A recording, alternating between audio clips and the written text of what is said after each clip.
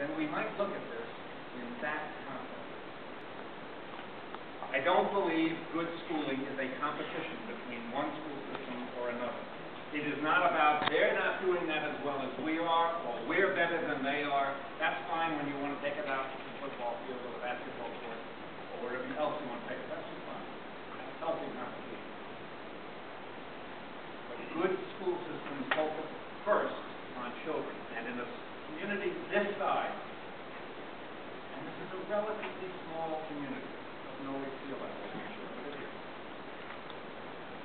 Focusing on all of our children is a strength. It gives us all strength. It gives us all the sense that we want to move in one direction on behalf of those kids. I was meeting with somebody this morning who I would love to recognize, but I can't. And we were talking about how important it might be, as we were thinking this way, it might be to narrowing the education and achievement gap if we could, for instance, focus all of our attention on connecting preschool and early childhood. That's very difficult to do, but it's quite doable. It's almost impossible to do if you have two school systems, but it's possible to do those things in one. And as you do that, you begin to look at what happens to children, not when they get to kindergarten, but what happens to them when they're 2 or 3 years old. Frankly, what happens to them when they're 2 or 3 years old is a very big determinant of what's going to happen to them in schools when they are 6 and 7 and 8 and 9 years old.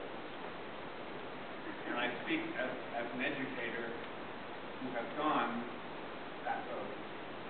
So improvement can be done in one school system or 2 or 5. When you focus all your attention in one place, when you can take your resources, for instance, and say, we know, and I'm making this up at the moment, we know that one of the ways to improve kids' performance is the quality of professional development we provide with their teachers. And if we can focus all of that professional development, and if we can, as educators, turn to the community and know that the private sector of the community will support us as well, and they don't have to choose between one school system and the other school